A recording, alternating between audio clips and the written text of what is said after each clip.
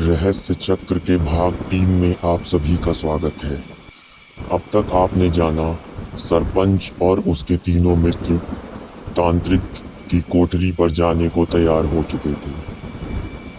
भोला, बिहारी और गोपाल तीनों नदी के पास वाले पेड़ के पास सरपंच के आने का इंतजार कर रहे थे। भोला ने पूछा, हमें यहाँ पर सरपंच जी की राह देखते हुए पूरे 1 घंटे बीत चुके हैं। गोपाल बोला, बात तो सही है, सरपंच जी न जाने कहाँ रह गए। अगर हम जल्द ही नहीं प्रस्थान करेंगे तो उस तांत्रिक से नहीं मिल पाएंगे।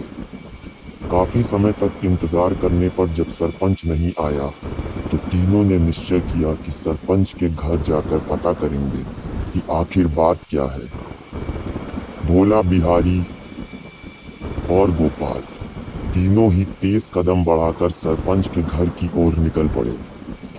जब वह सरपंच के घर पहुंचे तो देखा कि सरपंच के घर का मुख्य द्वार बंद था। भोला ने जाकर द्वार पर से आवाज लगाई, सरपंच जी जल्दी आइए, वरना हम सब वहां समय पर नहीं पहुंच पाएंगे।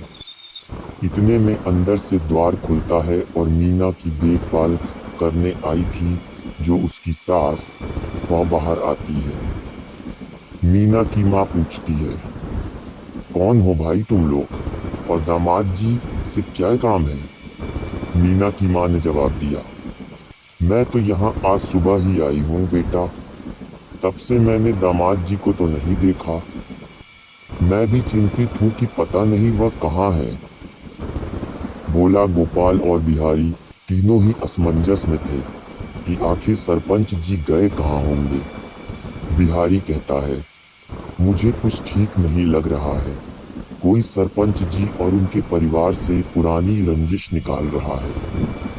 गोपाल बोला, हमारे पास इन फिजूल की बातों के लिए समय नहीं है, हमें सबसे पहले उस तांत्रिक के पास जाना होगा, उसके बाद हम सरपंच जी को ढूंढेंगे। सभी ने इस बात पर हामी भरी और नदी के किनारे नाव पकड़ने के लिए पहुंच गए।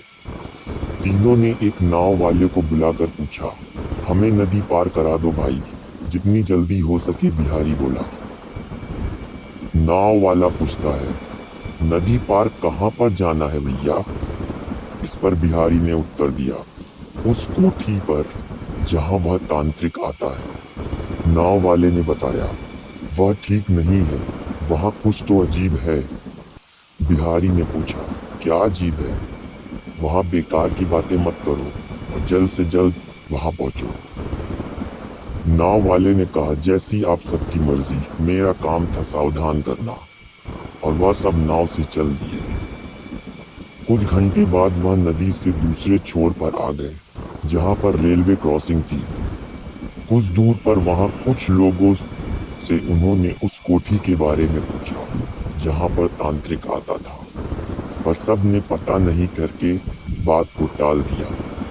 अतः एक व्यक्ति मिला जिसने बताया कि कुछ दूर चलकर एक गली मिलेगी, उसी वाली के अंत में एक कोठी है जिसके दूसरी मंजिल पर तांत्रिक अपनी साधना और टोना टोटका करता है।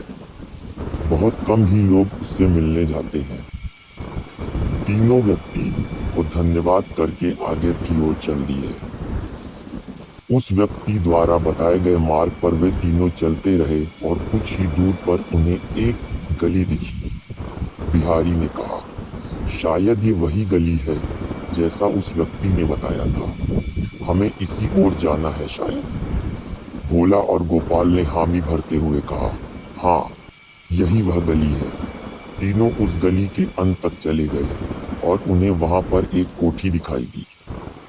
सीढ़ी के रास्ते वह तीनों उस कोठी की दूसरी मंजिल पर पहुंच गए। वहां पहुंचकर उन तीनों ने देखा कि कमरे का द्वार आधा खुला था और अंदर से धुआं निकल रहा था। गोपाल ने कहा, क्या अंदर आग तो नहीं लगी है? ये धुआं कैसा? इस पर बिहारी ने उत्तर दिया, मुझे अंदर जाने में डर लग रहा है, हमें यहाँ से चलना चाहिए। भोला ने बहादुरी भरे शब्दों से कहा, मैं नहीं डरता किसी से, आओ। तीनों ने दरवाजे के कमरे के अंदर प्रवेश किया। उन्होंने देखा एक लंबी व्यक्ति काले कपड़ों में, जिसके बाल सफेद और लंबे थे। वे आंख बंद करके ध्यान मुद्रा में बैठा था। सामने एक बड़े पतीले में आग जल रही थी, जिसमें से धुआं निकल रहा था। उन तीनों ने कुछ देर तक कुछ ना बोला और वो एक टक सिर्फ तांत्रिक को ही देख रहे थे। कुछ देर बाद जब तांत्रिक ने आंख खोली तो उसने देखा कि उसके सामने 3 व्यक्ति खड़े थे। उसने पूछा, कौन हो तुम सब और यहाँ क्यों आए? भोला ने जवाब दिया, बाबा, यहाँ हम सब आपके पास एक समस्या लेकर आए हैं। अब आप ही इस समस्या का निदान कीजिए। तांत्रिक ने तेज आवाज में पूछा, क्या है, जल्दी बताओ। भोला पूरी घटना के बारे में तांत्रिक को विस्तार से बताता है कि कैसे पहले सरपंच और उसकी पत्नी बिल्कुल ठीक थे और फिर न जाने कैसे मीना भाभी को डर समा गया और जब वह किसी से बोलती भी नहीं है और न ही किसी से बात करती है। जब भोला तांत्रिक को यह सब बातें बता रहा था, उसी समय बिहारी की नजर तांत्रिक पर पड़ी। बिहारी यह सोचने लगा कि तांत्रिक भोला की बातों पर ध्यान न देकर दूसरी ओर एक लकड़ी के बक्से की ओर देख रहा था, जिस पर नीला कपड़ा बंधा था। अपनी बात को समाप्त कर भोला ने तांत्रिक से पूछा, बताइए बाबा, इस समस्या का क्या उपाय है? तांत्रिक ने बताया, ये कोई बड़ी बात नहीं, मैं कुछ मंत्र पढ़कर एक ताबीज दूंगा, तुम उसे जाकर पहना देना, फिर जैसा होगा 10 दिन बाद मुझे बताना। भोला ने तांत्रिक का धन्यवाद दिया और वो ताबीज उससे ले ली। तीनों वहां से जाने के लिए द्वार की ओर बढ़े और बिहारी की नजर उस बक्से पर लगी हुई थी। तीनों उस कोठी से बाहर आ गए और वापस गांव जाने लगे। नदी के किनारे जाकर जब वो पहुंचे, उस समय तक रात हो चुकी थी।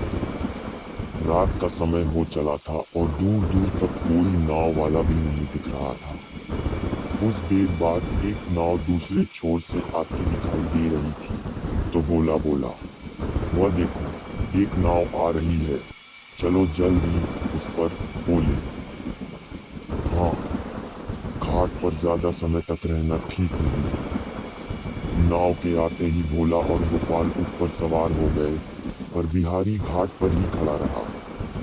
उसको देख गोपाल ने कहा, क्या हुआ, तुम वहां पर क्यों खड़े हो? चलो जल्दी से नाव पर आ जाओ। बिहारी ने उत्तर दिया, नहीं, तुम लोग जाओ, मैं कल आऊंगा, मुझे यहाँ पर कुछ जरूरी काम है। भोला ने पूछा, अचानक ऐसा कौन सा काम आ गया, हमें बताओ। बिहारी ने उत्तर दिया, कल सुबह आ जाऊंगा और तुम्हें सरपंच को भी तो ढूंढना है ना।